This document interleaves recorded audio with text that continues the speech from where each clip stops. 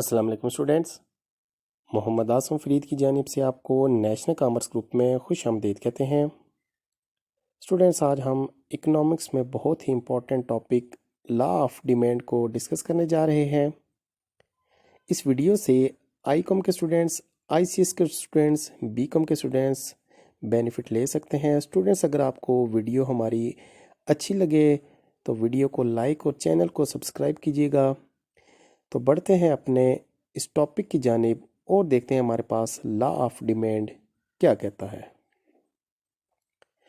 Students, law of demand ये concept हमें Alfred Marshall ने पेश किया था।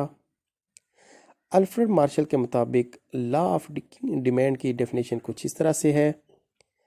कहता है, if other things remain constant, अगर बाकी के हालात एक से रहें, when the price of commodity decreases it's demand increases, अगर किसी चीज़ की प्राइस डिक्रीज होती है इसकी डिमांड इंक्रीज हो जाती है। And when it's price increases it's demand decreases, और अगर इसकी प्राइस इंक्रीज हो तो इसकी डिमांड डिक्रीज हो जाएगी। इसको समझने के लिए हम 3 एग्जांपल्स यहाँ पे लेते हैं। लेट्स सपोज एक आदमी है कि जिसने बाइक में पेट्रोल डलवाना है, तो उसकी ख्वाहिश होगी कि उसको पेट्रोल की कीमत कम से कम मिले। जब उसको कीमत कम मिलेगी तो वो इसकी डिमांड ज़्यादा कर देगा। दूसरी एग्जांपल हम लेते हैं फ़िश की। इसी बंदे ने मार्केट से फ़िश परचेज़ करनी है, तो अगर वो इसकी कीमत देखेगा, अगर कीमत इसको कम मिलेगी तो वो फ़िश की डिमांड को इंक्रीज़ करेगा। तीसरी एग्जांपल हम लेते हैं कि इसी आदमी ने बाज़ार से एप्पल परचेज़ करने हैं, तो वो इसकी कीमत को लाजमी देखेगा। तो जैसे जैसे एप्पल की कीमत कम होगी वो इसकी डिमांड को ज़्यादा करता जाएगा। तो स्टूडेंट्स, इसके बाद हम इसी बात को हम टेबल और डायग्राम से हम रिप्रेजेंट करते हैं। तो जैसे हम इसका टेबल बनाएंगे तो हमारे पास 2 कमोडिटीज़ होंगी।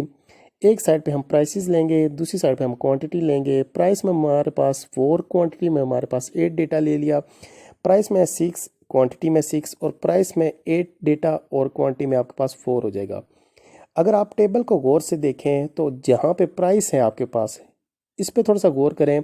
प्राइस की वैल्यू आपके पास है 4, 6 और 8, यानी कि ऊपर से अगर आप इसको देखें तो आपके पास प्राइस इंक्रीज़ हो रही है। तो जैसे जैसे प्राइस इंक्रीज़ हो रही है आप इसकी क्वांटिटी डिमांड को कम कर रहे हैं। सॉरी, प्राइस जब इंक्रीज़ हो रही है आप इसकी डिमांड को ज़्यादा कर रहे हैं। प्राइस आपके पास 4, 6, 8 हुई और क्वांटिटी आपके पास 8, 6, 4 होगी, यानी कि इन दोनों का आपके पास नेगेटिव रिलेशनशिप ज़ाहिर हो गया। अब इसी एग्जांपल के थ्रू हम इसी टेबल को हम डायग्राम में हम शो करते हैं। ग्राफ आपका कुछ इस तरह से होगा। 2 एक्सिस बनेंगे आपके पास। एक है आपके पास एक्स एक्सिस, दूसरा है आपके पास वाई एक्सिस।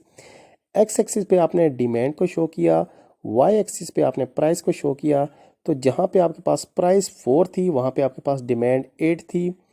इससे पिछली स्लाइड में आप दोबारा से देख लीजिएगा। जब प्राइस आपके पास 6 थी तो डिमांड आपके पास 6 थी, ये भी हमने शो कर दिया। और जब आपके पास प्राइस 8 थी तो आपके पास डिमांड 4 होगी। आपने तीनों लाइनों को इकट्ठे ड्रा किया तो आपके पास ये लाइन नेगेटिव बन गई। इसी को आप डिमांड कर्व कहते हैं। तो स्टूडेंट्स, ये था हमारा आज का टॉपिक।